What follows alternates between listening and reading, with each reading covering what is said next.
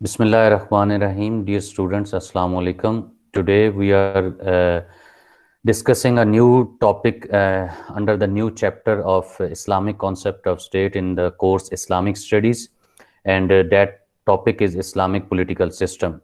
We will discuss this topic in two phases.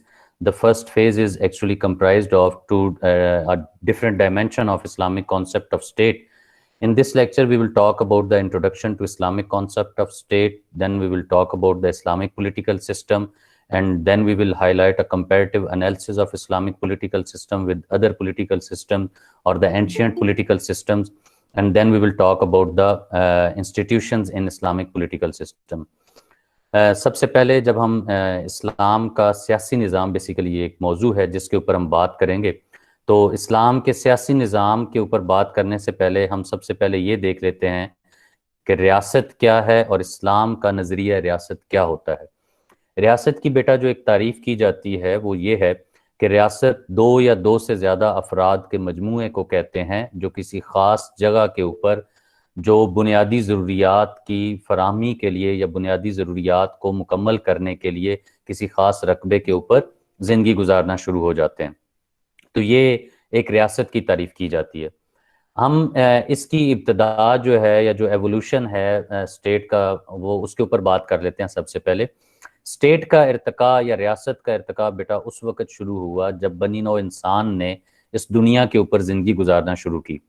اس کی ابتدا کچھ اس طرح ہوئی کہ انسان نے زندگی کا نظام جو ہے وہ جنگلوں سے شروع کیا، اور جنگل کی زندگی کے اندر اس نے وہ تمام بنیادی ضروریات کے اوپر ڈیپینڈ کرنا شروع کیا جو اس کو زندگی گزارنے کے لیے چاہیے تھیں۔ وہ کون سی بنیادی ضروریات ہیں؟ اس میں سب سے پہلے آتی ہے فوڈ، دوسری چیز آتی ہے شیلٹر۔ یہ وہ چیزیں تھیں جن کی بنیاد پر انسان نے زندگی گزارنا شروع کی۔ جب یہ پروسیس چلا تو انسان جو ہے وہ مختلف ٹکڑوں کی صورت میں کچھ فاصلوں کے اوپر رہنا شروع ہوا، لیکن یہ جو لوگ جو زندگی گزار رہے تھے انہیں بنیادی ضروریات کو مکمل کرنے کے لیے، چیزوں کے حصول کے لیے ایک دوسرے کے ساتھ رابطہ کرنے کی ضرورت پیش آئی، اور یہ رابطہ جو ہے اس نے سوشلائزیشن یا سوسائٹی کا کانسیپٹ جو ہے وہ لے کر آیا، لیکن ابھی تک لفظ اسٹیٹ یہاں پہ ان کے درمیان انٹروڈیوس نہیں ہوا تھا۔ جب یہ لوگ آپس میں انٹریکٹ کرنا شروع ہوئے تو different family back ground, different characteristics کی بنیاد پر ان لوگوں کے درمیان مختلف معاملات، مختلف چیزوں کے حصول کی فراہمی کے لیے ان کے درمیان اختلاف رائے پیدا ہوا۔ یہ اختلاف رائے جب ایک خاص حد سے بڑھا تو اس نے لڑائی اور فساد کی شکل اختیار کر لی، جس کی بنیاد پر وقت کے ساتھ ساتھ ان لوگوں کے درمیان یہ احساس ابھرا کہ شاید اگر ہم بنیادی ضروریات کی تکمیل کے لیے آپس میں لڑتے رہیں گے تو ایک وقت آئے گا کہ ہم اس زندگی سے ہاتھ دھو بیٹھیں گے اور یہ جو سوسائٹی جس کا ہم حصہ ہے یہ سٹرکچر ختم ہو جائے گا۔ تو لہٰذا ہمیں پھر کیا کرنا چاہیے؟ ہم سب کو ایک ایجنڈے پر متفق ہونا چاہیے، ہمیں کوئی ایسی باڈی یا ایک ایسی کونسل بنانی چاہیے جو کہ ہمیں اس طرح کے اصول اور ضوابط اور قوانین دے جن کے اوپر عمل پیرا ہو کر ہم زندگی گزار سکیں۔ اب وہ ادارہ، وہ اسکول آف تھاٹ جس نے ان کو زندگی گزارنے کے لیے پرنسپلز دیے، کوڈ دیے، طریقہ کار بتایا، اس کا نام جو ہے وہ ریاست کہلایا۔ لیکن ابھی تک بھی اس کو ریاست کا نام نہ دیا گیا، بلکہ اس کو ایک لفظ استعمال کیا گیا، ابتدائی معاشرہ، ابتدائی ریاست، یہ لفظ استعمال کیا گیا۔ لیکن وقت کے ساتھ ساتھ جب اس کوڈ آف کنڈکٹ کو جو کہ قانون کی صورت میں، اصول و ضوابط کی صورت میں ان کے سامنے آیا، اس کو ریگولیٹ کرنے کے لیے جس باڈی کو نام دیا گیا وہ تھا گورنمنٹ، حکومت جسے کہتے ہیں۔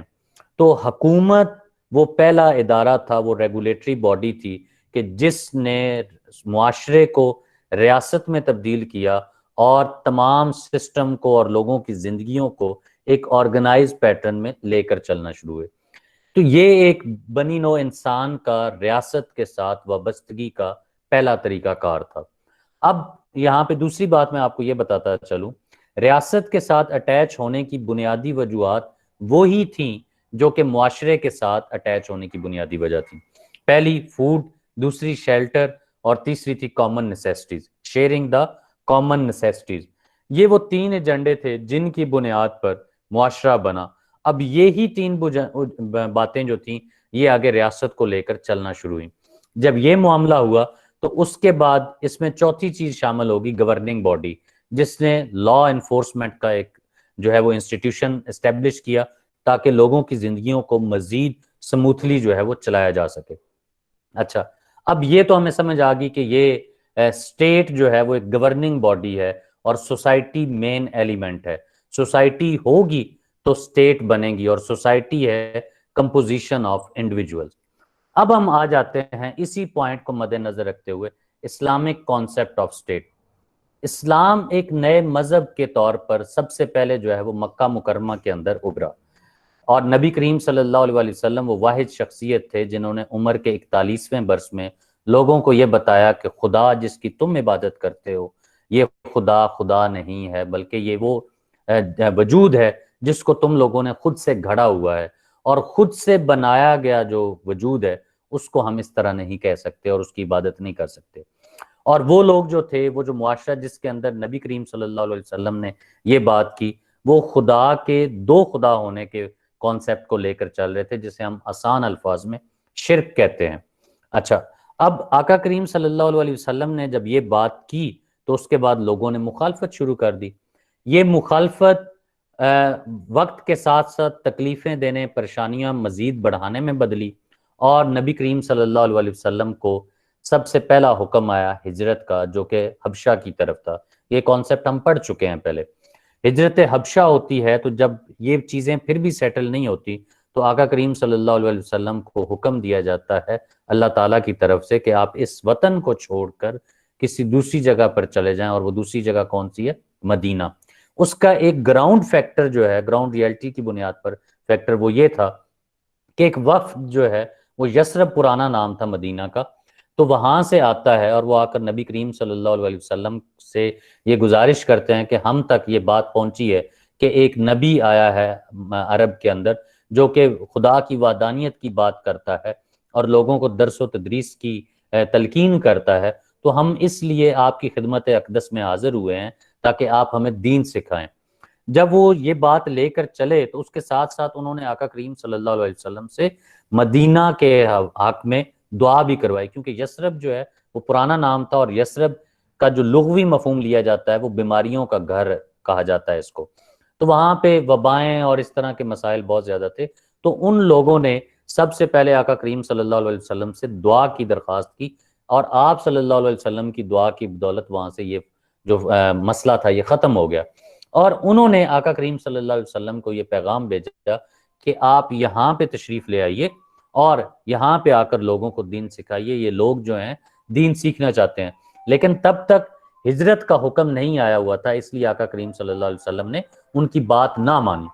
اب وقت کے ساتھ جب ہجرت کا حکم آ گیا تو آقا کریم صلی اللہ علیہ وسلم مدینہ چلے گئے. تو مختصراً بات یہ ہے کہ نبی کریم صلی اللہ علیہ وسلم نے اسلامی ریاست کی جو بنیاد ہے وہ کہاں پہ رکھی؟ مدینہ کے اندر. اور اس ریاست کی جو ابتدا ہے وہ نبی کریم صلی اللہ علیہ وسلم نے سب سے پہلے ایک کانسٹیٹیوشن بنا کر جو ہے وہ کی. وہ کس صورت میں کہ آقا کریم صلی اللہ علیہ وسلم نے وہ کانسٹیٹیوشن سب سے پہلے میثاق کی صورت میں بنایا. میثاق بیٹا جو ہے وہ عربی کا ورڈ ہے جس کو معاہدہ کہتے ہیں، پیکٹ کہتے ہیں، ٹریٹی کہتے ہیں. اور یہ ٹریٹی کن کے ساتھ سائن ہوا؟ جو مدینہ کے اندر قبائل رہ رہے تھے. مدینہ کے اندر صرف مسلم نہیں تھے بلکہ وہاں پہ کرسچن تھے اور جیوز تھے. تو آقا کریم صلی اللہ علیہ وسلم نے ان کے ساتھ ایک معاہدہ طے کیا. اچھا، اب معاہدہ طے کرنے کے بعد آقا کریم صلی اللہ علیہ وسلم نے ان لوگوں کو ان کے مذہب، ان کی جان، مال اور ان تمام چیزوں کی آزادی دی. تو یہ جو میثاق تھا وہ فرسٹ اسلامک ریٹن کانسٹیٹیوشن بھی تھا، اور اس کے ساتھ ساتھ پیکٹ بھی تھا اور ٹریٹی بھی تھا. کن کے ساتھ؟ وہاں کے لوگوں کے ساتھ. ایک اور چیز جو آقا کریم صلی اللہ علیہ وسلم نے وہاں پہ بات کی میثاق کے ذریعے، اس میثاق میں جس چیز کے اوپر فوکس کیا گیا تھا وہ کیا تھا؟ وہ فنڈامنٹل رائٹس تھے. اچھا، وہ فنڈامنٹل رائٹس جو تھے وہ اب یہاں پہ آپ لوگوں کے ذہن میں یہ بات آنی چاہیے کہ یہ وہی بنیادی حقوق ہیں جن کی بنیاد پر اسلامی ریاست جو ہے یا ریاست کا ادارہ جو ہے وہ بنایا گیا. ایک تو یہ چیز تھی. دوسرا جو اسلامک اسٹیٹ آف مدینہ کا جو سب سے اہم ایلیمنٹ تھا وہ تھا کانسیپٹ آف اکاؤنٹیبلٹی. اکاؤنٹیبلٹی یعنی احتساب کا کانسیپٹ کہ آپ نے جو کام کیا ہے اس کے بارے میں آپ سے پوچھا جائے گا. اور آقا کریم صلی اللہ علیہ وسلم کی اس حوالے سے حدیث بھی ہے کہ کلکم رائن و کلکم مسئول، کہ تم میں سے ہر ایک جواب دہ ہے اپنی رعیت کے بارے میں، یعنی جو بھی وہ کام کرتا ہے.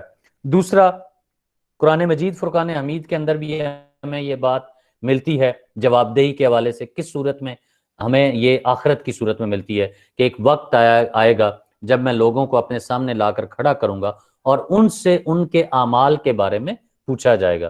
تو یہ کانسیپٹ جو ہے، اب یہاں پہ آپ کے ذہن میں ایک یہ بھی بات کلیئر ہو جانی چاہیے کہ Islamic concept of accountability is based upon divine law. Divine law, law made by God. تو یہ کچھ ایلیمنٹس تھے جن کی بنیاد پر ہمارے سامنے اسلامک اسٹیٹ ابھرتی ہے. اچھا، جب یہ بنا دی جاتی ہے تو اس کے بعد اب ہمارے سامنے اگلی جو چیز ہے وہ آتا ہے کہ اسلامک پولیٹیکل سسٹم کیا ہے. System set of principle, system جس میں آپ یہ دیکھتے ہیں کہ آپ جن کے اوپر گورننگ کر رہے ہیں، جو آپ کی رولنگ ایلیٹ ہے، وہ کون سی میتھڈولوجی کو اڈاپٹ کرے گی کہ وہ سموتھلی اسٹیٹ کے سٹرکچر کو لے کر چلے. اب مذہبی لحاظ سے، معاشرتی لحاظ سے اور سیاسی لحاظ سے اگر ایک بات دیکھی جائے تو اس میں اسلام نے بھی وہی چیز اڈاپٹ کی کہ ویلفیئر کانسیپٹ جو ہے اس کو لے کر چلا جائے. کیونکہ ویلفیئر جو انڈیویجولز جو رہ رہے ہیں، کیونکہ میں نے آپ کو اس لیے میں نے انٹروڈکشن میں بتایا کہ society is a composition of individuals. Individual یعنی افراد. تو افراد جو کہ معاشرہ بنا رہے ہیں، معاشرہ جو کہ حکومت کے ادارے کے تحت ریگولیٹ کیا جا رہا ہے، اس میں جو افراد ہوں گے ان کی فلاح و بہبود اور بہتری کا جو ایلیمنٹ ہے اس کو مد نظر رکھا جائے. اچھا، جب یہ کام ہوا تو اس صورت میں ہمارے سامنے جو پالیٹکس کا انسٹیٹیوشن آتا ہے وہ سب سے پہلے جو ہے وہ پارلیمنٹ کا آتا ہے. پارلیمنٹ کیا ہے؟ پارلیمنٹ بیسیکلی ایک ایسی جگہ ہے، ایک ایسا پلیٹ فارم ہے جہاں پہ کنسلٹیشن کے ذریعے، مشورے کے ذریعے معاملات کو آگے لے کر چلا جاتا ہے. اب جب بیٹا آپ یہ بات کرتے ہیں کہ میں مشورہ کروں گا، میں آپ کے سامنے یہاں پہ بطور ٹیچر بیٹھا ہوں، میں اگر کہتا ہوں کہ یہ پالیسی میں نے کل کرنی ہے، اب اس میں نے کیا کیا، میں نے یہ نہ دیکھا کہ کیا اس سے بچے جو ہیں وہ کمفرٹیبل ہوں گے یا نہیں ہوں گے، بس میں نے کہہ دیا کہ کل سے یہ پالیسی جو ہے وہ امپلیمنٹڈ ہے. تو اس میں ظلم کیا ہوا، زیادتی کیا ہوئی کہ پبلک اوپینین جو تھا یا جو بچے ہیں ان کی رائے کو نہ دیکھا گیا، ان سے مشورہ نہ کیا گیا. تو جب میں نے یہ کیا تو میں کیا کر رہا ہوں، میں ون مین پاور شو کی طرف جا رہا ہوں. لیکن اگر میں نے یہ کہا کہ بیٹا کیا آپ 6 بجے سارے کمفرٹیبل ہیں، ایزیلی کلاس اٹینڈ کر لیں گے، کچھ نے کہا کہ سر نہیں کر سکتے، کچھ نے کہا کہ سر ہمارا یہ ایشو ہے، ہمارے اکاؤنٹس بلاک ہو گئے. اب کیا ہے کہ میں اس چیز کو اکوموڈیٹ کرنے کے لیے ان سے کہہ رہا ہوں کہ یار آپ کسی اور اکاؤنٹ سے، کسی اور طرح سے جو ہے وہ اس کو جوائن کر لیں، لیکن کوشش کریں کلاس لے لیں. اور اس کے ساتھ ساتھ اس میں اٹینڈنس کی بھی کمپلشن میں نے نہ رکھی. تو فلیکسیبلٹی جو ہے وہ اسی صورت میں، ویلفیئر کا جو کانسیپٹ ہے وہ اسی صورت میں امپلیمنٹ آپ کر سکتے ہیں جب آپ کی پالیسیز کے اندر فلیکسیبلٹی ہوگی اور وہ یوزر فرینڈلی ہوگی، تبھی جا کر آپ جو ہے وہ ایک سسٹم لے کر آئیں گے. اچھا، پھر جو اس میں امپورٹنٹ چیز ہے اسلامک پولیٹیکل سسٹم میں، وہ کیا ہے؟ وہ ملت کا کانسیپٹ ہے، وہ جماعت کا کانسیپٹ ہے، وہ اکٹھے ہونے کا کانسیپٹ ہے، لوگوں کو ایک ایجنڈے پر متفق ہونے کا کانسیپٹ ہے. اب میں جو آپ کو پارلیمنٹ کا لفظ بول رہا ہوں، بیسیکلی قرآن مجید فرقان حمید میں یہ لفظ شورا کے کانٹیکس میں بیان کیا گیا ہے، یعنی وہ جگہ جہاں پہ لوگ اکٹھے ہو کر مشورہ کرتے تھے. آقا کریم صلی اللہ علیہ وسلم کی وفات کے بعد جو کام آگے خلافت کا چلا ہے، اس میں بھی جس چیز کے اوپر فوکس کیا گیا وہ پہلا کانسیپٹ کیا ہے؟ مشورہ کرنا. اور اگر آقا کریم صلی اللہ علیہ وسلم کی زندگی میں آپ دیکھتے ہیں تو آپ کی حیات طیبہ کے اندر بھی یہ شورا کا کانسیپٹ بہت زیادہ ڈومیننٹ تھا. اچھا، پھر اس کے پیچھے کیا لاجک ہے؟ یہ ایک جگہ پہ اکٹھا کرنا، جماعت کا کانسیپٹ، ملت کا کانسیپٹ، یہ ایک کانسیپٹ تھا جو کہ بتانا مقصود تھا. اس میں کس پہ فوکس کیا گیا؟ آقا کریم صلی اللہ علیہ وسلم نے فرمایا لا یجتمع امتی علی الضلالہ، کہ میری جو امت ہے وہ کبھی گمراہی کے اوپر اکٹھی نہیں ہو سکتی. یعنی جہاں پہ بھی کوئی غلاظت، گندگی یا راستے سے ہٹنے کی بات ہوگی، وہاں پہ آپ کبھی کسی مسلم یا مومن کو نہیں دیکھیں گے. تو یہ ایک آقا کریم صلی اللہ علیہ وسلم کی اتھینٹک حدیث ہے۔ پھر جو دوسرا کانسیپٹ بتایا گیا وہ کیا تھا؟ ید اللہ علی الجماعت، کہ جماعت کے اوپر اللہ کا ہاتھ ہوتا ہے۔ اب اس سے مراد یہ ہے کہ جب لوگ اکٹھے ہوں گے ایک جگہ پہ ایک ایجنڈے کے اوپر، تو ہر طرح کی جو قبائلی تعصب، لسانی تعصب، تعصب سے مراد تنگ نظری ہے، لسان سے مراد زبان ہے، کہ زبان کی بنیاد پر جو سپریورٹی ہے یا قبیلے کی بنیاد پر جو سپریورٹی ہے وہ ایلیمنٹ ختم کر دیا جائے گا، اور کیا ہوگا کہ انا اکرامکم عند اللہ اتقاکم، کہ تم میں سے مکرم معزز وہ ہے جو سب سے زیادہ تقوی والا ہے۔ تو یہ کانسیپٹ لے کر آئے گئے، اسی کانٹیکس میں فرمایا گیا لا یجتمع امتی علی الضلالہ ید اللہ علی الجماعت۔ تو یہ چیز ہے۔ پھر ایک اور یہ جو علامہ اقبال صاحب نے جو ان کا مصرع لکھا گیا ہے کہ جدا ہوں دین سیاست سے تو رہ جاتی ہے چنگیزی۔ اب اس سے مراد کیا ہے؟ چنگیز خان کی بات کی جا رہی ہے who was following the kingship political structure، کہ وہ کس چیز کو فالو کر رہا تھا؟ بادشاہت کے نظام کو۔ پرانے نظام بھی اگر ہم آگے کمپیریٹیو انالیسس اگر کریں گے تو اس میں بھی دیکھیں گے کہ وہ جو بادشاہت کا یا ڈکٹیٹر والا نظام ہوتا ہے، آمریت جسے کہتے ہیں، تو اس میں کیا ہوتا ہے؟ ون مین پاور شو ہے، پبلک اوپینین کوئی نہیں ہے۔ تو اسلامک پولیٹیکل سسٹم کے اندر ہمیں مشورے اور شورا سسٹم کے تحت یہ تربیت کی جا رہی ہے کہ ہم جو ہے وہ پبلک اوپینین کو اہمیت دیں۔ پھر اب ادر پولیٹیکل سسٹم جو ہے ان کا ایک انالیسس کرتے ہیں۔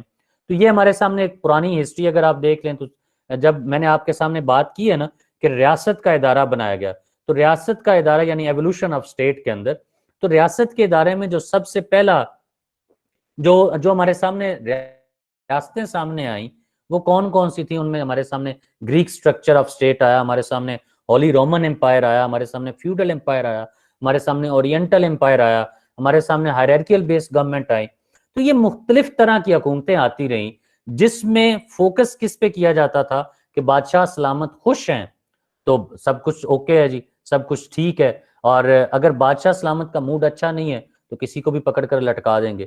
تو پھر جب یہ بات ہوگی تو اس سے اچھا تو وہی طریقہ کار تھا جس میں ون مین پاور شو تھا، تو وہ کیا تھا؟ سوری، جس میں مائٹ از رائٹ کا کانسیپٹ تھا، جب کوڈ آف کنڈکٹ نہیں تھا، اسٹیٹ کا ایلیمنٹ نہیں تھا، تو فوڈ اور شیلٹر تو تب بھی مل رہا تھا۔ یہی تھا نا کہ ایک قبیلہ اٹھتا تھا، اختلاف کی بنیاد پر دوسرے کے اوپر حملہ کر دیتا تھا۔ تو اس میں کیا ہوا کہ عوام کی رائے جو تھی یا عوام کے نظریات کو کسی صورت میں پروٹیکٹ نہیں کیا جا رہا تھا۔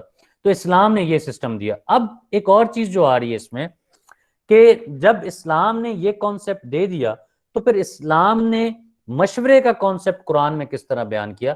قرآن پاک میں یہ بات واضح طور پر بتائی گئی کہ جو حکم مانتے ہیں اپنے رب کا اور قائم رکھتے ہیں فرض نماز کو، اور جو اپنے اہم معاملات باہمی مشورے سے چلاتے ہیں۔ اس کا کیا مطلب ہے کہ آپ عبادات کے ساتھ ساتھ، میں نے آپ کو پہلے بھی شاید ایک لیکچر کے اندر یہ بات کی تھی کہ پورا اسلام جو ہے وہ تین چیزوں کے اندر ہے: عبادات، معاملات، اخلاقیات۔ تو جب عبادات آپ کر رہے ہیں تو لوگوں کے ساتھ انٹریکشن یا سوشلائزیشن کا جو کانسیپٹ ہے اس کو معاملات کی صورت میں لے کر آتے ہیں۔ بعد ازاں معاملات کو آگے فیملی سٹرکچر کے اندر بھی ڈیوائیڈ کیا گیا ہے۔ تو معاملات میں آپ کو ضرورت پیش آتی ہے کہ آپ لوگوں کے ساتھ کس طرح کا سلوک کر رہے ہیں۔ اس سلوک میں اور اس ریلیشن کی بنیاد پر یہ کہا جا رہا ہے کہ جب آپ ایک دوسرے کے ساتھ بات کرتے ہیں، انٹریکٹ کرتے ہیں، تو جو بھی کام کرنے لگیں، جو بھی فیصلہ لینے لگیں، وہ باہمی مشورے سے کریں تاکہ لوگوں کی بھلائی اور بہتری جو ہے اس کو ممکن بنایا جا سکے۔ پھر جو پرانے سسٹم تھے ان میں جب ہم نے یہ بات کی ایجپشن سیولائزیشن ہے یا رومن ہے یا کنگ شپ ہے یا ایرسٹوکریسی ہے یا ہیرارکیل فارم آف گورنمنٹ ہے، وراثتی نظام جسے کہتے ہیں، تو اس میں ہمیں کیا چیز ڈومیننٹ نظر آتی ہے؟ اس میں ہمیں ون مین پاور شو جو ہے وہ نظر آتا ہے، اور اس کے ساتھ ساتھ ایکسپلائٹیشن آف کامن پیپل نظر آتا ہے کہ جو عوام ہے اس کا استحصال نظر آتا ہے۔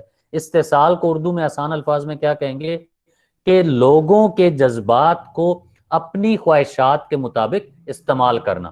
اچھا، پھر آگے ہمارے پاس جو اسی کانٹیکس میں ایک اہم چیز آتی ہے وہ ہے foundation of Islamic political system.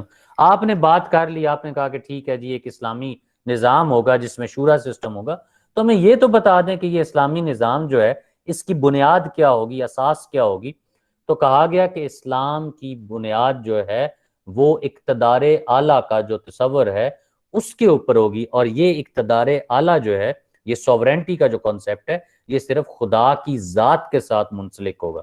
ٹھیک ہے جی، خدا کی ذات کے ساتھ منسلک ہوا تو کیا خدا خود زمین پر آئے گا، وہ آ کر جو ہے وہ معاملات چلائے گا؟ نہیں، بلکہ خدا نے کیا کیا؟ خدا نے کہا وَإِذْ قَالَ رَبُّكَ لِلْمَلَائِكَةِ إِنِّي جَاعِلٌ فِي الْأَرْضِ خَلِيفَةً قَالُوا وَتَجْعَلُ فِيهَا مَن يُفْسِدُ فِيهَا وَيَسْفِكُ الدِّمَاءَ وَنَحْنُ نُسَبِّحُ بِحَمْدِكَ وَنُقَدِّسُ لَكَ قَالَ إِنِّي أَعْلَمُ مَا لَا تَعْلَمُونَ۔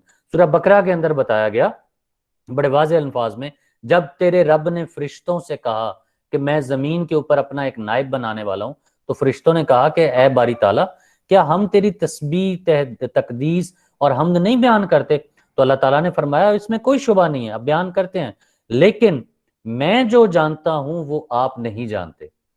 تو اس سے ہمیں کیا سمجھ آئی؟ اس سے ہمیں یہ سمجھ آئی کہ سوورینٹی belongs ٹو گاڈ، اور انسان جو ہے وہ امام ہے، نائب ہے، ٹھیک ہے جی، وہ وائس جو ہے وہ کیا کرے گا کہ وہ جتنے بھی اصول اور قوانین ہیں وہ خدا کے بتائے ہوئے طریقہ کار کے مطابق بنائے گا اور اسی طرح چلائے گا، کہیں پہ بھی وہ ول آف گاڈ کے اگینسٹ نہیں جائے گا۔ پھر اس کے اندر آ جاتے ہیں کچھ انسٹیٹیوشن، اور انسٹیٹیوشن کے اندر بیٹا جو سب سے اہم چیز آتی ہے وہ ہمارے سامنے ہے اسلامک کانسیپٹ آف شورا، کہ کنسلٹیشن کیا ہے، کنسلٹیشن کس طرح چلانی چاہیے، اور کنسلٹیشن کے فوائد کیا ہو سکتے ہیں۔ بیسیکلی انسٹیٹیوشن کا مطلب کیا ہے؟ انسٹیٹیوشن بھی وہ پلیٹ فارم ہے جو کہ آپ کو بتاتا ہے کہ اس میتھڈ اور اس پلیٹ فارم کو استعمال کرتے ہوئے آپ نے ریاست اور ریاست کی عوام کی بہتری کے لیے کوشش کرنی ہے۔ اچھا، ان انسٹیٹیوشنز کے اندر ہمارے سامنے جو سب سے پہلی بات آتی ہے وہ کیلف کی آتی ہے، خلیفہ۔ میں نے جس طرح کہ آپ کو بتایا کہ خلیفہ جو ہے وہ اللہ کا نائب ہے، تو کیا یہ نیا کانسیپٹ ہے؟ کیا یہ اسلامک اسٹیٹ کے اندر کیلف کا کانسیپٹ آیا یا قرآن میں پچھلی امتوں کے بارے؟ کیونکہ ہمیں پتہ ہے نا قرآن مجید فرقان حمید کے اندر سابقہ امتوں کے حال احوال بھی بتائے گئے ہیں، تو کیا وہاں پہ بھی ہمیں کوئی چیز نظر آتی ہے؟ بالکل نظر آتی ہے۔ قرآن مجید فرقان حمید میں سورہ البقرہ کے اندر ہی بتایا گیا، اللہ تعالیٰ نے فرمایا ہم نے ان سے کہا اے داؤد، حضرت داؤد علیہ السلام کا ذکر ہو رہا ہے، بلا شبہ ہم نے آپ کو خلیفہ بنا دیا ہے اپنی زمین میں، لہٰذا آپ فیصلہ کیا کریں لوگوں کے درمیان حق اور انصاف کے ساتھ۔ یہاں پہ ہمیں دو باتیں پتہ چلیں۔ پہلی بات کہ آقا کریم صلی اللہ علیہ وسلم کے مقدس دور سے پہلے بھی انبیاء کو اللہ تعالیٰ نے یہ منصب دیا، انسانوں کو یہ منصب دیا گیا کہ وہ ان کو خلیفہ بنایا جائے۔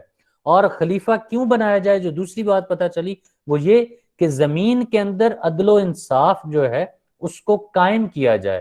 کیوں؟ کیونکہ خدا جو ہے وہ خود وہ خود جو ہے وہ انصاف کو اور انصاف کرنے والوں کو پسند کرتا ہے۔ اچھا، اب جب کیلف کا کانسیپٹ ہمیں یہ تھوڑا سا سمجھ آیا، اس کے بعد ہم یہ دیکھتے ہیں کہ ٹھیک ہے جی، ہم نے مان لیا کہ اسلامک انسٹیٹیوشن، پہلے تو ہم نے یہ مانا نا کہ اسلامک پولیٹیکل سسٹم میں ڈیموکریٹک سٹرکچر ہوگا، پھر ہم نے کہا کہ انسٹیٹیوشن ہوگا، انسٹیٹیوشن میں سب سے پہلا جو انسٹیٹیوشن یا اس کا مین ایلیمنٹ ہے وہ کیلف ہوگا۔ تو انہوں نے کہا کہ ٹھیک ہے جی، مان لیا کیلف بھی ہوگا، اس کیلف کو جو کہ نائب ہے اللہ کا، اس کو زمین کے اوپر اپوائنٹ کیسے کیا جائے گا، وہ کون سے فیچرز ہوں گے یا کن بنیادوں پر ہم کہیں گے کہ یہ کیلف جو ہے اس کو اپوائنٹ کیا جائے؟ تو انہوں نے کہا کہ سب سے پہلے تو آپ نے ایک بندہ ایسا چننا ہے جو کہ جو جنرل میسز ہیں، جو عام آپ کی عوام ہے، اس کے اندر وہ فیمس ہو، پھر لوگوں کا اعتماد ہو اس کے اوپر ہر پوائنٹ آف ویو سے۔ اب جب اعتماد کی بات بیٹا آ رہی ہے تو اس سے ڈیفینیٹلی مراد یہ ہے کہ اس بندے کا جو کریکٹر ہے، اس کی جو پرسنالٹی ٹریٹس ہیں، اس کے جو فیچرز ہیں، وہ اتنے بہترین ہونے چاہیے، کمپیکٹ اور آرگنائز فارم میں ہونے چاہیے کہ لوگوں کا اس کے اوپر اعتماد ہو کہ یہ ہمارے ریسورسز جو ہیں ان کا غلط استعمال نہیں کرے گا اور ہماری فلاح و بہبود کے لیے استعمال کرے گا۔ دوسرا بیٹا جو یہاں پہ ایک اہم کانسیپٹ بتایا جا رہا ہے وہ ہے بیعت کا کانسیپٹ آف الیجینس ان اسلام۔ بیعت کا کانسیپٹ وہی ہے بیٹا جو کہ سٹارٹ ہوا آقا کریم صلی اللہ علیہ وسلم کی حیات طیبہ کے اندر، جب آقا کریم صلی اللہ علیہ وسلم نے حضرت سیدنا عثمان رضی اللہ کو بھیجا کہ آپ جائیں اور مکہ کی خبر لے کر آئیں۔ وہاں پہ آقا کریم صلی اللہ علیہ وسلم کو یہ بتایا گیا کہ شاید وہ لوگ جو ہیں یا ایک قبیلہ جو ہے وہ آپ کے خلاف سازش میں ملوث ہے. تو آقا کریم صلی اللہ علیہ وسلم نے جب سیدنا عثمان کو بھیجا اور حضرت عثمان وہاں پہ تشریف لے گئے تو وہاں پہ انہیں کسی وجہ سے تاخیر ہو گئی اور افواہ یہ مشہور کر دی گئی کہ شاید حضرت عثمان جو ہیں ان کو شہید کر دیا گیا. تو آقا کریم صلی اللہ علیہ وسلم کو جب یہ بات پتہ چلی تو آپ صلی اللہ علیہ وسلم نے سخت ناراضگی کا اظہار فرمایا اور اس وقت آپ صلی اللہ علیہ وسلم نے سیدنا عثمان جو تھے ان کی شہادت جو کہ ایک پھیلائی گئی بات تھی اس سلسلے میں ایک بیعت لی لوگوں سے. وہ بیعت کس طرح تھی کہ آقا کریم صلی اللہ علیہ وسلم نے فرمایا کہ اس کے اوپر جو ہے آپ میرے ساتھ ایک معاہدہ کریں. معاہدہ کیا تھا کہ ہم سیدنا عثمان کی شہادت کا بدلہ لیں گے. اسے بیعت رضوان بھی کہتے ہیں اور اس کو بیعت شجرہ بھی کہتے ہیں. آپ سیرت اقدس کے اوپر جو بھی کتابیں لکھی گئی ہیں ان میں دیکھ سکتے ہیں. اچھا اب یہ جو بیعت ہے یہ تو ہم نے ایک واقعہ دیکھ لیا نا. پھر بیعت کا مطلب کیا ہے؟ اس کا مطلب یہ ہے کہ آپ اپنے آپ کو کسی کے سپرد کر رہے ہیں اور آپ نے اس کی لیڈرشپ جو ہے اس کی اتھارٹی جو ہے اس کو ایکسپٹ کر لیا ہے, اس کی ذات کو اس کے وجود کو ایڈمائر کر لیا ہے اور اب آپ کیا کریں گے؟ آپ ان تمام پالیسیز کو اڈاپٹ کریں گے جو کہ آپ کی لیڈرشپ کی طرف سے دی گئی ہے. تو یہ ایک کانسیپٹ تھا اسلام کے اندر جو کہ آقا کریم صلی اللہ علیہ وسلم کی ذات اقدس سے وابستہ تھا. پھر ایک اور چیز یہ تھی کہ لوگ یہ نائٹس کا جو کانسیپٹ ہے, ویسے تو نائٹس کہتے ہیں ان لوگوں کو جو کہ جس کا تعلق ایک ایسے شخص کا تعلق فوج سے ہو اور اس کو جو کیلف ہے وہ اپوائنٹ کرے اور اسے کہے کہ تم نے جو ہے وہ فلاں جگہ پہ جانا ہے اور تم کیلف کے ریپرزینٹیٹیو ہو. ایک چھوٹے پیمانے پر جو ملٹری ایکسپیڈیشن لانچ کی جاتی ہے وہ پرائیویٹ نائٹس جو ہیں ان کے ذریعے. آپ نے اس میں چیف آف آرمی سٹاف کو انوالو نہیں کیا بلکہ ایک آپ کہہ لیں کہ کور کمانڈر جو ہے اس کو بھیج دیا آپ نے کہ آپ جائیں اور آپ بادشاہ کے ریپرزینٹیٹیو ہیں. اچھا یہ بھی ایک کانسیپٹ تھا اسی کیلف کی تحت کہ کیلف کیا کرتا تھا کہ اپنے اسٹیٹ سٹرکچر کو چلانے کے لیے نائٹس جو ہیں ان کو اپوائنٹ کرتا تھا تاکہ اس کو لوگوں کے حالات اور واقعات کا بھی پتہ چل سکے. ایک اور چیز جو اسی انسٹیٹیوشن کیلف کے انسٹیٹیوشن کے تحت آتی ہے وہ ہے کہ جو آپ نے خلیفہ مقرر کرنا ہے اس کے اندر کون سے ایسے ایک تو اعتماد والی آپ نے اہم بات کر لی لیکن اس کے ساتھ ساتھ اور کون سے ایسے فیچرز ہونے چاہیے ڈسٹنکٹیو فیچرز جو نمایاں خصوصیات ہوں جن کی بنیاد پر آپ کہہ سکیں کہ یہ شخص جو ہے خلافت کے اہل ہے. اس میں سب سے پہلی بات جو ہے کہ اس شخص کا صاحب علم ہونا ضروری ہے, اس کا صاحب تقوی ہونا ضروری ہے, پھر اس کا جو ہے وہ ریاستی امور کے اوپر عبور حاصل ہونا کہ یعنی اس کو مہارت حاصل ہو کہ ریاست کے اندر معاملات کیا ہوتے ہیں اور ان کو کس طرح چلایا جا سکتا ہے, ان تمام باتوں کے بارے میں اس کو پتہ ہو. پھر جو ایک اور اہم چیز ہے وہ یہ ہے کہ وہ اجتماع امت کے لیے سوچتا ہو, وہ امت کے کانسیپٹ کو سمجھتا ہو اور اس کانسیپٹ کو امپلیمنٹ کرنے میں بھی اس کا کردار ہو. یہ جو کلیکٹیولی دوسروں کی نسبت بھی بہتر ہو. اب یہ جو بہتری ہے یہ اس کے کردار کی بنیاد پر ہو سکتی ہے. اس کے ساتھ ساتھ جو مسلم کا کانٹیکسٹ ہے اس میں صرف ہم نے یہ نہیں کہنا کہ وہ مسلمان ہو بلکہ نہیں وہ عاقل ہو, وہ بالغ ہو. ایک چیز مسلمان تو ہو گیا لیکن اس کے ساتھ ساتھ مذہبی علوم سے اس کی وابستگی ہونا بھی ضروری ہے. یہ کیلف کی خصوصیات ہیں. دیکھیں آپ نے کہا کہ وہ کر کیا رہا ہے, اس کا کام کیا ہوگا, وہ ول آف گاڈ کو امپلیمنٹ کرے گا, لیکن اگر اس کو قرآن اور حدیث کا علم ہی نہیں ہے تو وہ کس طرح جو ہے وہ اس چیز کو امپلیمنٹ کر سکے گا. پھر جو ہے اب ایک اور جو اسلامک پولیٹیکل انسٹیٹیوشن میں ایک بات آ جاتی ہے کہ اب جو امت ہے جنہوں نے بیعت بھی کر لی, جنہوں نے کیلف کو کیلف بھی مان لیا, اب ان کے لیے کیا چیز ضروری ہے؟ ان کے لیے اطاعت امیر ضروری ہے. اطاعت امیر ضروری ہے, اوبیڈینس آف کیلف. وہ بھی کس سے ثابت ہے؟ وہ بھی نص قرآن, ٹیکسٹ آف قرآن سے ثابت ہے. کیا فرمایا گیا؟ اللہ تعالیٰ نے فرمایا قرآن مجید فرقان حمید میں سورہ النساء کی آیت 59 میں کہ اے وہ لوگو جو ایمان لائے ہو, حکم مانو اللہ کا اور اس کے رسول صلی اللہ علیہ وآلہ وسلم کا اور ان لوگوں کا جو صاحب امر ہو. صاحب امر کون ہے؟ حکم دینے والا, آرڈر دینے والا, پالیسیز بنانے والا, لا بنانے والا, لا کو ایگزیکیوٹ ہوتے سپرویژن کرنے والا, اور جوڈیشری میں امپلیمنٹیشن آف پالیسیز کے اوپر پنشمنٹ ہو رہی ہے تو اس کے اوپر بھی چیک اینڈ بیلنس رکھنے والا. تو یہ وہی ہو سکتا ہے نا جو صاحب اقتدار بھی ہو اور صاحب اختیار بھی ہو.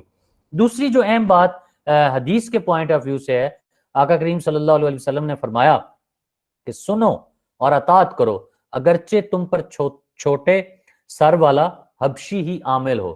مراد کیا ہے کہ کسی طرح کا بھی شخص تھا، مطلب اپیرنس وائز، کریکٹر وائز نہیں، اپیرنس وائز، وہ اس کی تمہیں شکل پسند نہیں ہے، تمہیں اچھا نہیں لگتا، کوئی ایشو نہیں ہے، لیکن جب تم نے اس کے اوپر اعتماد کر لیا نا، جب تم نے اس کی بیعت کر لی، اب وہ جس طرح کا بھی ہے وہ تمہارا حکمران ہے، تم نے اس کو الیکٹ کیا ہے، تو الیکشن کے بعد تمہارے لیے ضروری ہے کہ تم اس کی بات سنو اور اطاعت کرو.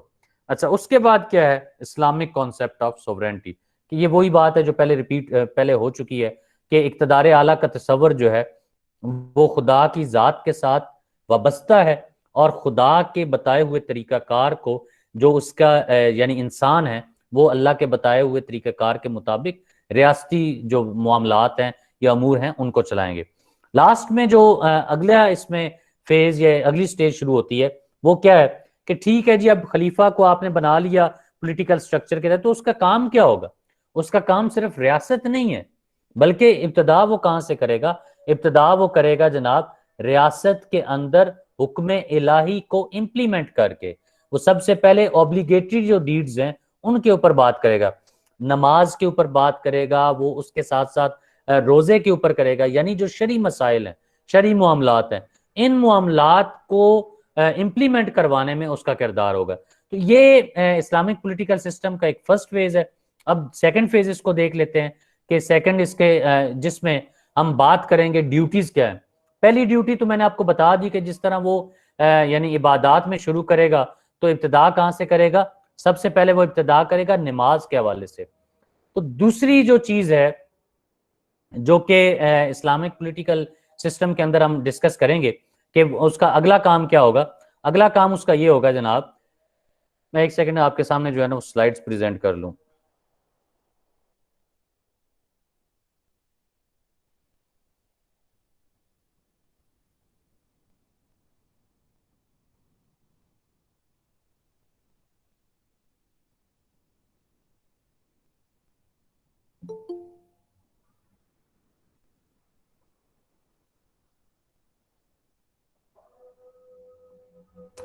میں اس کو نا میوٹ کر رہا ہوں، آپ نا اذان پلیز 2 منٹ ایک 2 منٹ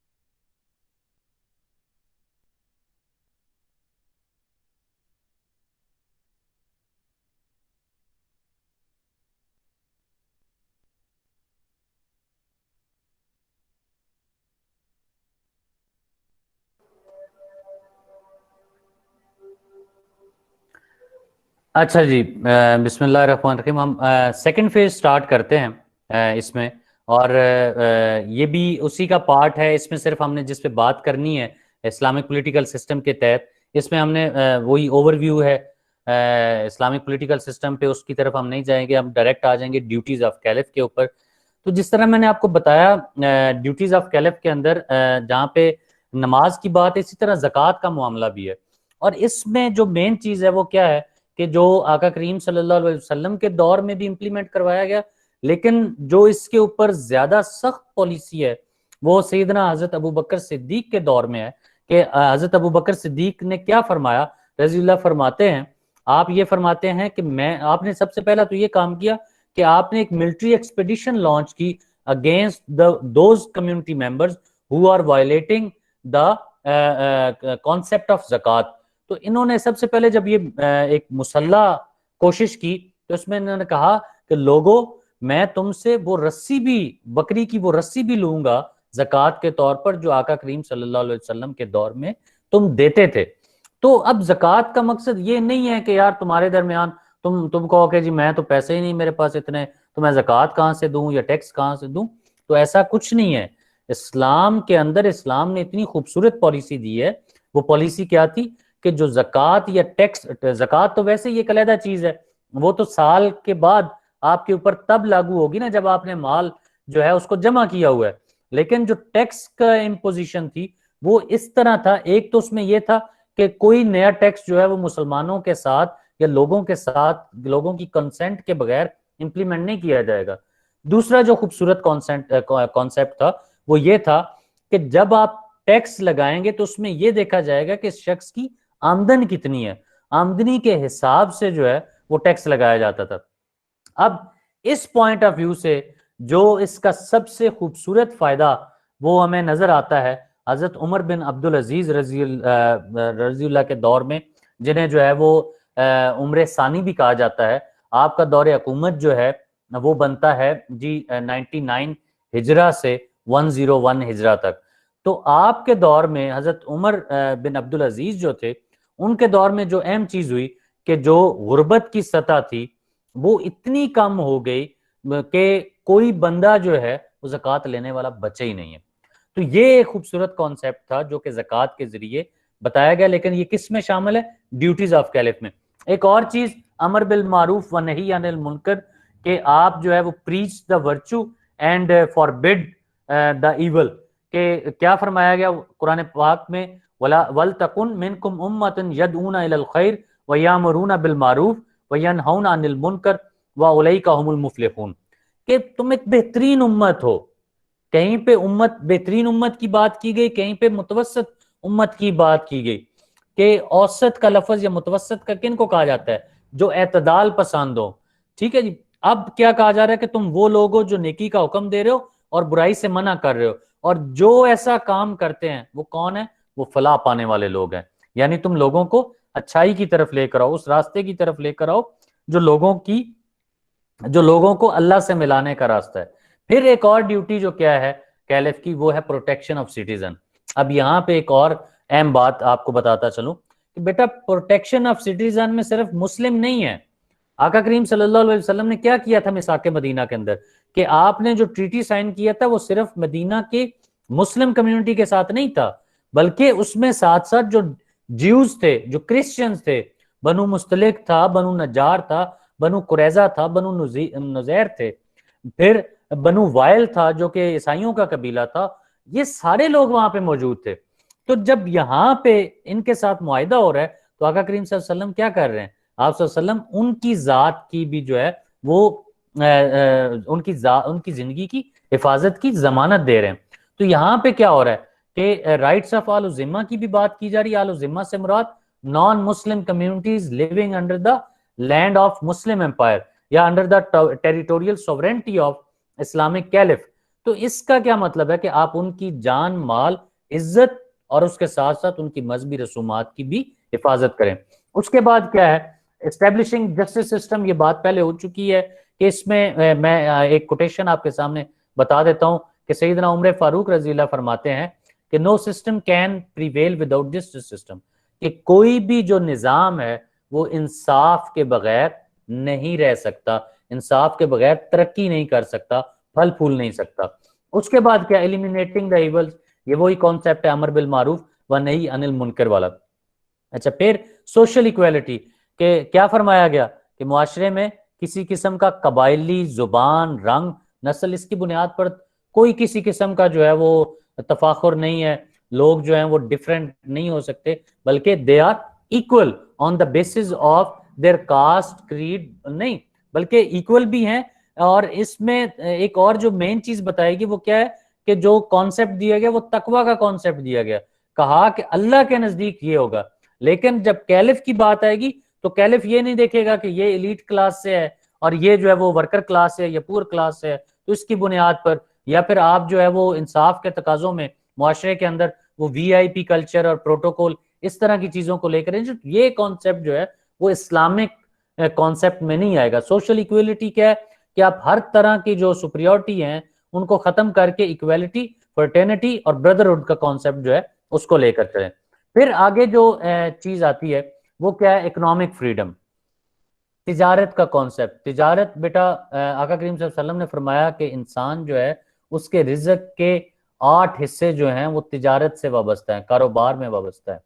لیکن کاروبار میں یہ آپ نہ کریں کہ جو بہترین پھل ہے وہ اس کی تہ اوپر لگا دیں اور جو گلا ہوا ہے وہ نیچے لگا دیں اور جو ہے وہ اٹھا کر کسی بندے کو ڈال کر دے دیں. یہ کاروبار نہیں ہے، بلکہ کاروبار کا مطلب یہ ہے کہ آپ جو ہے وہ دیانتدار، بلکہ وہ طریقہ کار ہے جو آقا کریم صلی اللہ علیہ وسلم نے حضرت خدیجہ رضی اللہ کا جو مال جب لے کر گئے تھے تو جو پالیسی آپ نے اڈاپٹ کی تھی اسی پالیسی کو جو ہے وہ اسٹیٹ میں امپلیمنٹ کیا گیا، اور بعد میں مسلمانوں سے بھی، مومنین سے بھی، ان سے پہلے صحابہ کرام، تابعین، تبع تابعین سے بھی یہی توقع کی گئی کہ وہ اسی پر چلیں گے.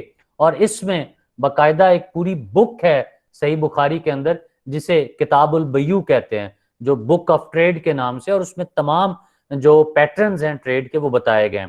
اچھا، پھر ایک اور چیز اکنامک فریڈم کے حوالے سے یہ بھی ہے کہ اسٹیٹ جو ہے وہ غرباء، مساکین، مستحقین جو ہیں ان کو اسکالرشپ دیا کرے. پھر وہ لوگ جنہوں نے ریاست کی بقا، ریاست کی بہتری میں کردار ادا کیا ہے ان کے لیے پینشن سسٹم جو ہے اس کو وضع کیا جائے. اس کے بعد اگلی جو ڈیوٹی ہے کیلف کی وہ کیا ہے؟ Implementing Quran and Sunnah. What is meant by this? سب سے پہلے میں نے آپ کو پہلے جب ان کی کریکٹرسٹکس بتائیں تو میں نے بتایا کہ یہ لٹریٹ ہونے چاہیے. لٹریٹ سے مراد کیا ہے کہ انہیں خود شریعت کا علم ہونا چاہیے، جو اسلامک فقہ ہے اس کے بارے میں انہیں خود علم ہونا چاہیے. جب انہیں خود پتا ہوگا تو پھر یہ اس کی اہمیت کو بھی سمجھیں گے اور اس کی امپلیمنٹیشن کو بھی جو ہے وہ کروانے میں یہ کردار ادا کریں گے. لہٰذا قرآن اور سنہ یعنی شرعی لا جو ہیں ان کی امپلیمنٹیشن کروائی جائے. اس کے بعد اب اگلا انسٹیٹیوشن آ رہا ہے مجلس شورا اسلام. مجلس شورا کے اوپر بات کافی حد تک ہو چکی ہے، جو میں یہاں پہ آپ کے سامنے جو ہے وہ کچھ ان کے فنکشن اور کچھ جو ہیں وہ ایگزامپلز آپ کے سامنے رکھ دیتا ہوں. سب سے پہلا شورا کا فائدہ بیٹا وہ یہ کیا تھا؟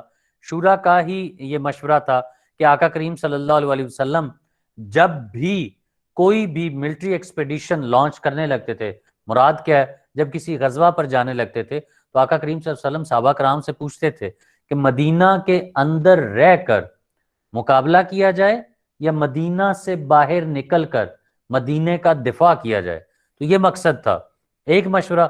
دوسرا مشورہ جو خندق کھودی گئی، حضرت سلمان فارسی کا مشورہ تھا.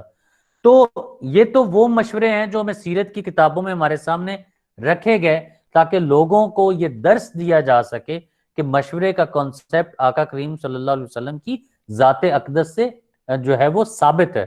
دوسرا مجلس شورا کا جو ایک بنیادی طور پر پولیٹیکل آسپیکٹ ہے وہ کیا تھا؟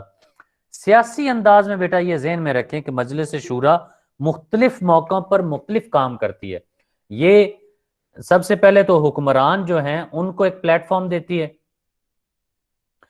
پلیٹ فارم کس حوالے سے پرووائڈ کرتی ہے کہ یہ لوگوں کے مسائل کو حل کر سکیں، لیڈرشپ کو ایک ایجنڈے کے اوپر متفق کرنا. پھر آپ یہ دیکھتے ہیں کہ پارلیمنٹ جس طرح کہ پاکستان کی پارلیمنٹ ہے، اس میں آپ کی پوری ریاست صوبوں، ڈویژن،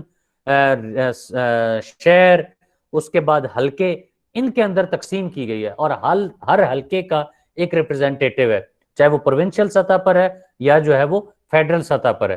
اس کے بعد اس کا کام کیا ہے؟ اپنے حلقے کے مسائل وہاں پہ پیش کرے اور پارلیمنٹ میں اس کے اوپر ڈسکشن ہوگی. اس کے ساتھ ساتھ اگلا کام مجلس شورا کا کیا ہوگا کہ یہ حکمران کو مشورہ دے گی کہ کس طرح کے لوگوں کو کس طرح کے عہدوں پر فائز کیا جانا چاہیے اور کس کی کیپیسٹی کیا ہے اور کس طرح ہم ریاست کے معاملات میں ایک ہی جگہ پر کنسنسس ڈیولپ کر سکتے ہیں، متفق ہو سکتے ہیں۔ تو یہ وہ چیزیں ہیں، یہ وہ معاملات ہیں جو مجلس شورا کے تحت آتے ہیں۔ اچھا، اس کے بعد کیا ہے؟ اس کی کچھ ڈیوٹیز میں نے ڈسکس کی ہیں۔ ایک تو یہ ہے کہ ٹو ایڈوائز کیلف، کہ یہ کیا کرتی ہے؟ یہ خلیفہ کو مشورہ دیتی ہے، کس میں؟ مختلف امور کے اندر، وار کے اندر ہمیں کیا کرنا چاہیے، ٹریڈ کے اندر ہمیں کیا کرنا چاہیے، فورن افیئر کے اندر ہمیں کیا کرنا چاہیے، پھر جو لوگوں کی پرموشن بورڈ بیٹھتا ہے اس میں کس طرح جو ہے وہ کام کرنا ہوگا، کس طرح کے لوگوں کی کارکردگی رپورٹ کیا بنانی چاہیے، ان کو یہ اپوائنٹمنٹ آگے کس طرح ہونی چاہیے۔ تو یہ ایک ایڈوائس کا فنکشن ہے۔ پھر ایک اور ڈیوٹی جو ہے وہ سب سے اہم ہے، وہ ہے اکاؤنٹیبلٹی آف کیلف۔ اب یہ مجلس شورا یہاں پہ یہ کام بھی کرتی ہے، وہ کس طرح کہ جس طرح سیدنا عمر فاروق نے فرمایا تھا، ہر گورنر کو یہ کہا تھا کہ تم نے حج کے موقع پر اکٹھے ہونا ہے، اور وہاں پہ چونکہ عوام بھی آئی ہوتی تھی تو عوام سے یہ کہا جاتا تھا کہ یہ خلیفہ صاحب ہیں، یہ فلانا علاقہ ان کے پاس، سوری یہ گورنر صاحب ہیں اور ان گورنر صاحب کے پاس فلاں صوبہ ہے، وہاں کے صوبے کے لوگ آئے ہیں، وہ کہتے تھے جی آئے ہیں، ٹھیک ہے جی، آپ گورنر صاحب سامنے ہیں، ان کے اوپر جرا کریں۔ جرا کیا کہتے ہیں؟ کہ آپ ان کے اوپر جو ہے وہ بتائیں کہ آپ کو ان سے کیا مسائل ہیں، کیا ایشوز ہیں، کہاں پہ یہ آپ کی جو ڈیمانڈز ہیں وہ پوری نہیں کر رہے۔ تو یہ کانسیپٹ تھا جو کہ سیدنا عمر فاروق کے دور میں بڑا سخت تھا۔ پھر یہ بھی چیک کیا جاتا، سیدنا عمر فاروق یہ دیکھتے تھے کہ جب کسی کو میں نے گورنر اپوائنٹ کیا ہے یا ریپرزینٹیٹیو اپوائنٹ کیا ہے تو کیا وہ شخص جو ہے اس کی پے پیکج کے اندر یا اس کی انکم جو ہے وہ اس عہدے، سرکاری عہدے سے پہلے کتنی ہے اور سرکاری عہدے کے بعد یا سرکاری عہدہ اختیار کرنے کے بعد اس کے اندر کتنا جو ہے وہ اس میں اضافہ ہوا ہے۔ اچھا، ایک یہ چیز۔ پھر ایک اور چیز یہ تھی کہ جو مجلس شورا ہے وہ ڈائریکٹلی کیلف جو ہے اس کے اوپر بھی جرا کر سکتی ہے، اور یہ کانسیپٹ بھی انٹروڈیوس کروایا گیا اسلام کے اندر۔ آپ نے جو ہے وہ حضرت عمر فاروق کا ایک واقعہ بڑا مشہور ہے، وہ سن رکھا ہوگا، لیکن جب تک اسلام کے اندر سسٹم ایک سموتھ پیٹرن کے اندر رہا ہے تب تک معاملات کے اندر کسی قسم کا ایشو نہیں آیا۔ پھر جو اسی کے تحت اسلامک پولیٹیکل سسٹم ہے، اس میں ایک اور اہم چیز جو ہے وہ ہے جی خارجی تعلقات، فورن پالیسی، بین الاقوامی تعلقات، کہ آپ اس میں ریاست کی آئیڈیالوجی اور ریاست کا جو ایک اسٹیٹ ریلیجن ہے اس کو کس حد تک فورن پالیسی اسٹیبلش کرنے میں یہ کس حد تک انوالو ہے، یہ بات ہوگی۔ پھر آپ جو فورن پالیسی بنا رہے ہیں، کیا اس کا مقصد صرف دوسری ریاستوں کے ساتھ معاہدے طے کرنا ہے، یا اس کا مقصد، اس فورن پالیسی کا مقصد ریاستوں کے ساتھ معاہدوں کے ساتھ ساتھ ایک اس طرح کا چینل لانچ کرنا ہے کہ جس کے ذریعے آپ ٹریڈ کو انکریز کر سکیں یا آپ اپنی ریاست کی جو حدود ہیں ان کو بڑھانا چاہ رہے ہیں؟ تو یہ بھی فورن پالیسی کے ایلیمنٹ میں آتا ہے۔ پھر اگر موجودہ معاشرے کے حساب سے، پہلے تو یہ تھا نا کہ ایک ون اسلامک اور ون مسلم امپائر کا کانسیپٹ تھا، لیکن اگر موجودہ معاشرے میں اگر اسلامک آئیڈیالوجی کی بنیاد پر دیکھا جائے تو فورن پالیسی کس کانٹیکس میں آتی ہے؟ تو ہم کہہ سکتے ہیں کہ اس کا مقصد ویلفیئر آف مسلم کمیونٹی ہے، اس کا مقصد یونٹی آف مسلم کمیونٹی ہے، فرٹینٹی آف مسلم کمیونٹی ہے۔ تو یہ ایک اسلامک پولیٹیکل سسٹم ہے جی، جو میں نے آپ کے سامنے پریزنٹ کرنے کی کوشش کی ہے۔ تو آپ کو اس پورے جو 2 لیکچرز کی سلائیڈز ہیں، جو پورا ایک سسٹم آپ نے سنا ہے، اس کے اوپر کسی قسم کا کوئی کویسچن یا کوئی کنفیوژن ہے تو آپ پلیز پوچھیں مجھ سے، باری باری آپ چیٹ میں پوچھ لیں، کوئی بھی بات ہے تو میں اس کو جواب۔ معید ارشد صاحب، میں آپ کا دکھ سمجھ سکتا ہوں جی، سنجیدہ کویسچن ٹاپک سے ریلیٹڈ۔ سر یہ جو آپ پڑھا رہے ہیں تو یہ سارا فائنل ٹرم کے لیے سر؟ جی کوئی اور سوال بیٹا؟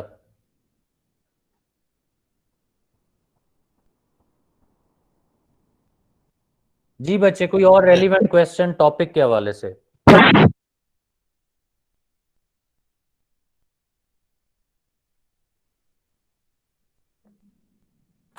بیٹا بالکل یہ جو آپ کو میں اصل میں یہ سوال آپ کا بڑا غیر ضروری اور غیر عجیب سا تھا. ڈیفینیٹلی بچے یہ سارا جو ہے وہ فائنل ٹرم کے لیے ہے. اس میں ایک کنفیوژن صرف سیکشن سی والوں کو تھی, یا اگر کوئی سیمیسٹر فرسٹ کا اور بچہ ہے تو ان کو یہ تھی کہ ان کا ابھی تک مڈ ٹرم نہیں ہوا تھا. لیکن چونکہ آن لائن کلاسز پہ سارا معاملہ شفٹ ہو گیا, اور آپ کو یہ بھی پتا ہے کہ یہ کورس پہلے گائیڈڈ کے طور پر پڑھایا جاتا رہا. اب یہ ہم نے پلان یہ کیا ہے کہ اسلامک اسٹڈیز اور پاکستان اسٹڈیز کے لیکچر ریکارڈ ہو رہے ہیں, تو ہمارا پورا پلان یہ ہے کہ ہم اس کو وہ گائیڈڈ والا کانسیپٹ نہیں رکھا جائے گا. نیکسٹ سیمیسٹر میں اگر آپ میں سے بچے جو ہیں وہ پاک اسٹڈیز کے اندر انرول ہوتے ہیں تو ان کو بھی اسی گوگل پلیٹ فارم کے ذریعے جو ہے وہ باقاعدہ لیکچر دیے جائیں گے, تاکہ یہ ایک ایشو جو ہے بچوں کا کہ پیپر ہمیں آ جاتا ہے اور ہمیں سمجھ نہیں آتا اور بتا کچھ دیا جاتا ہے, نوٹس پرووائڈ کر دیے جاتے ہیں, پراپر کلاس نہیں ہوتی. تو اس ایشو کو اوور کم کرنے کے لیے بھی یہ نیکسٹ ٹائم ایسا کیا جائے گا. تو سیکشن سی والوں کو تھوڑی سی کنفیوژن تھی, لیکن اب ان کی بھی کنفیوژن کلیئر ہو جانی چاہیے کہ مڈ ٹرم ان کا ہو گیا ہے, تو یہ جو پریویس لیکچر دیے گئے ہیں یا فردر جو دیے جائیں گے یہ سارا بیٹا جو ہے یہ فائنل ٹرم کے لیے. اس کے علاوہ ٹاپک سے ریلیٹڈ کوئی کویسچن؟ سر امر بالمعروف و نہی عن المنکر کا کانسیپٹ اگر آپ بریفلی بتا دیں. جی, اس کا مطلب یہ ہے کہ نیکی کی تبلیغ کرنا اور بدی سے روکنا. لیکن اس میں بیٹا جو سب سے اہم پالیسی ہے وہ ہمیشہ ذہن میں رکھیں, آپ جتنے بچے بچیاں یہاں بیٹھے ہیں, آپ کو کبھی موقع ملے کہ امر بالمعروف و نہی عن المنکر کے کانسیپٹ کو پریچ کرنے کا, تو آپ کس طرح کریں گے؟ میرا ایک ذاتی تجزیہ اور نظریہ یہ ہے موجودہ معاشرے کے حوالے سے, اور میں آپ سے گزارش کروں گا کہ آپ ڈس ایگری ضرور کریں لیکن کوشش کریں اس کو امپلیمنٹ کرنے کی. وہ کیا ہے کہ آپ اپنے عمل سے ثابت کریں, کیونکہ آقا کریم صلی اللہ علیہ وسلم نے تبلیغ جو کی ہے وہ کیا ہے, وہ آپ صلی اللہ علیہ وسلم نے پہلے عمل سے لوگوں کو متاثر کیا ہے, اخلاق سے متاثر کیا ہے, کردار سے متاثر کیا ہے. تو لوگوں کے اندر کیوروسٹی پیدا ہوئی ہے, یار یہ اتنا خوبصورت مذہب ہے, یہ اتنے خوبصورت ایک ڈاکٹرائن یا آئیڈیالوجی ہے, تو چلیں اس کے بارے میں انفارمیشن لیتے ہیں. وہ جب انفارمیشن لیتے تھے اور پھر دیکھتے تھے کہ اچھا یہ باتیں ہیں, اس میں اتنے رائٹس کی بات ہو رہی ہے, لوگوں کو اتنا فیسیلیٹیٹ کیا جا رہا ہے, تو پھر وہ کہتے ہیں کہ ٹھیک ہے یہ تو ایک بیٹر سٹرکچر ہے, تو ہمیں اس سٹرکچر کا حصہ بننا چاہیے. تو آپ بھی جب تبلیغ یا امر بالمعروف و نہی عن المنکر کا موقع ملے تو آپ پلیز ججمنٹل نہ ہوں اس معاملے میں, بلکہ خدا کی اور آقا کریم صلی اللہ علیہ وسلم کی ذات اقدس کی ٹرو امیج پیش کریں. اور وہ اسی صورت میں ہو سکتی ہے کہ صرف اسلامیات کا سبجیکٹ پڑھنے یا جمعے کی نماز کے موقع پر سنا گیا خطبہ جو ہے, اس کو پڑھ کر یا دیکھ کر یا سن کر آپ پریچ نہیں کر سکتے, بلکہ آپ میں سے بچوں کو کوئی تفسیر پڑھنی چاہیے, قرآن کو کم از کم ترجمے کے ساتھ پڑھنا چاہیے, آپ کو حدیث کی کوئی بک پڑھنی چاہیے. بہت سارا ہمارا سب سے بڑا المیہ یہ ہے کہ ہمارے بچے بچیوں کو حدیث کی کتابوں کا نام نہیں پتا ہوتا کہ جو 6 کتابیں ہیں وہ کون سی ہیں, اور پھر 6 کتابیں سیاہ ستہ میں آتی ہیں, 4 جو ہیں وہ اہل تشیع بھائیوں کے حوالے سے ہیں جو کہ اصول اربع کے نام سے فیمس ہیں. تو ہمیں نہیں آئیڈیا, ہم نے پڑھی نہیں ہے. تو آپ سے گزارش یہ ہے کہ اس کانسیپٹ کو امپلیمنٹ کرتے ہوئے سب سے پہلے تو آقا کا طرز عمل دیکھیں, سیرت کی کتابیں پڑھیں, اور اس کے بعد امپلیمنٹ کوائیں کہ آپ کیا کروانا چاہ رہے ہیں. نہیں جی, سید عثمان صاحب اٹینڈنس نہیں لگا کرے گی.